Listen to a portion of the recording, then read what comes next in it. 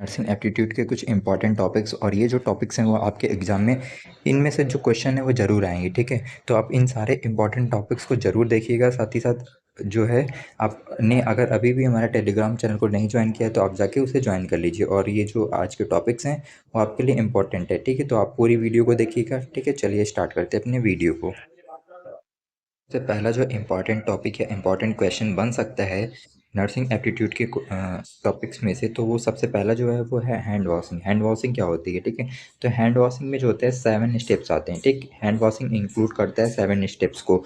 Hand washing क्यों की जाती है? जिससे कि पर्सनल हाइजीन को मेंटेन रखा जा सके, साथ ही साथ जो कम्युनिकेबल डिजीज़ हैं उससे भी वो पेशेंट को ना हो, इससे भी बचा जा सके। ठीक है, अगर कोई भी नर्स जो है वो हैंड वॉशिंग करती है सोप एंड वाटर से तो उसे 40 टू 60 सेकेंड करना है।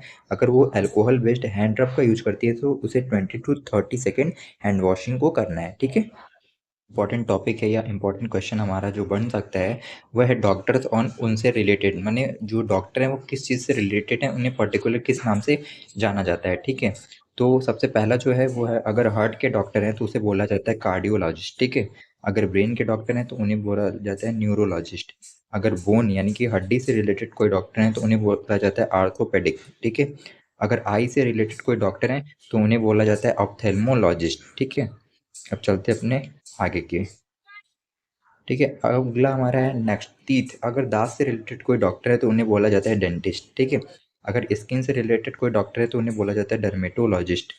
अगर गैस्ट्रिक सिस्टम यानी कि पेट से रिलेटेड कोई भी डॉक्टर हैं तो उन्हें बोला जाता है गैस्ट्रोएंट्रोलॉजिस्ट। ठीक है, और चिल्ड्रन यानी बच्चे से रिलेटेड जो भी डॉक्टर होते हैं उन्हें क्या बोला जाता है? पीडियाट्रिशियन। ठीक है, नेक्स्ट है हमारा, अगर फीमेल से रिलेटेड कोई डॉक्टर है तो उन्हें बोला जाता है गायनेकोलॉजिस्ट, और कैंसर से रिलेटेड है तो उनको बोला जाता है ऑन्कोलॉजिस्ट।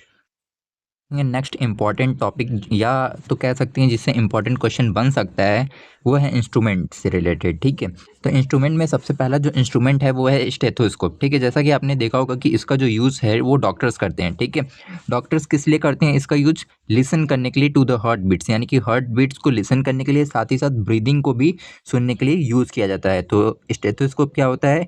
स्टेथोस्कोप एक प्रकार का इंस्ट्रूमेंट होता है जिसको यूज़ किया जाता है listening to the heart beats and breathing. ठीक है, अब चलते हैं अपने नेक्स्ट इंस्ट्रूमेंट पे। ठीक है, हमारा नेक्स्ट इंस्ट्रूमेंट है थर्मोमीटर। ठीक है, थर्मोमीटर का क्या यूज करते हैं?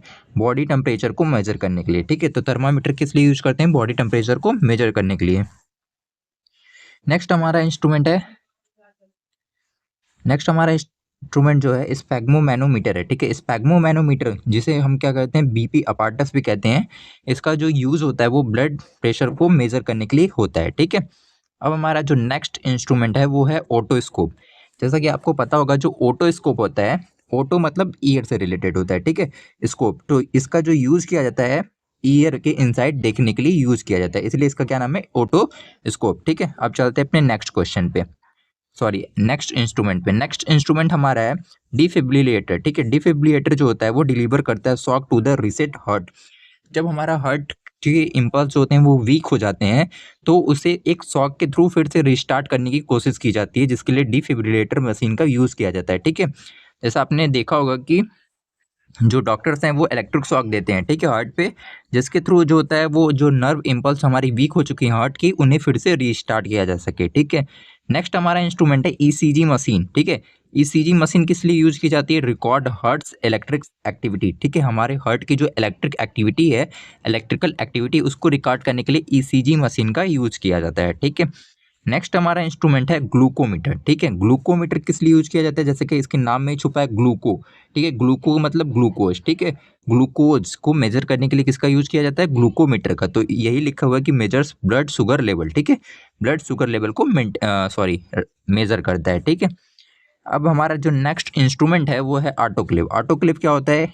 ऑटोक्लेव एक मशीन होती है। ठीक है, जिसका जो यूज़ किया जाता है वो स्टरलाइज करने के लिए किया जाता है सर्जिकल टूल्स को यूजिंग स्टीम। ठीक है, स्टीम का यूज करके क्या किया जाता है? सर्जिकल जो टूल्स होते हैं, टूल्स जो होते हैं उसको जो होता है वो स्टरलाइज किया जाता है, जो पैथोजेंस होते हैं उन्हें किल किया जाता है ऑटोक्लेव मशीन में। ठीक है, देखेंगे वाइटल साइंस, ठीक है। वाइटल साइंस और उन्हें साथ ही साथ किस इंस्ट्रूमेंट के थ्रू मेजर किया जाता है, ठीक है। कैसे मेजर किया जाता है ये चीज़ अब हम देखेंगे। तो सबसे पहला जो था बॉडी टेम्परेचर, ठीक है। बॉडी टेम्परेचर जो होता है उसको मेजर किया जाता है थर्मामीटर के थ्रू। अब ये जो थर्मामीटर होता है वो डिजिटल भी हो सकता है, इंफ्रारेड थर्मामीटर भी हो सकता है, और साथ ही साथ मरकरी वाले भी थर्मामीटर का यूज किया जा सकता है, ठीक है।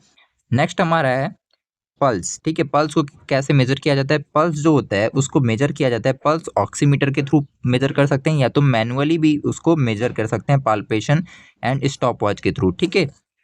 अब हमारा आता है नेक्स्ट में, नेक्स्ट हमारा आता है रेस्पिरेटरी रेट। अब रेस्पिरेटरी रेट को कैसे मेजर किया जाता है? रेस्पिरेटरी रेट जो होता है उसको मैनुअली ऑब्जर्व किया जाता है विद अ स्टॉप वॉच, ठीक है। एक घड़ी की सहायता से क्या करते हैं, उसको मैनुअली जो होता है वो ऑब्जर्व करते हैं सामने से देख के, ठीक है। या सम मॉनिटर्स के थ्रू भी इसको मेजर किया जा सकता है, जैसे कार्डियक मॉनिटर वगैरह होता है तो उसके थ्रू भी किया जा सकता है, ठीक है। अब हमारा नेक्स्ट आता है ब्लड प्रेशर। ब्लड प्रेशर को कैसे मेजर किया जाता है? ब्लड प्रेशर को मेजर करने के लिए स्पैग्मोमैनोमीटर का यूज किया जाता है, ठीक है। स्पैग्मोमैनोमीटर का यूज किया जाता है, साथ ही साथ स्पैग्मोमैनोमीटर के साथ साथ आपको किसकी जरूरत पड़ती है? स्टेथोस्कोप की, ठीक है। अब चलते हैं अपने नेक्स्ट पे, ठीक है। नेक्स्ट हमारा आता है ऑक्सीजन सैचुरेशन, ठीक है।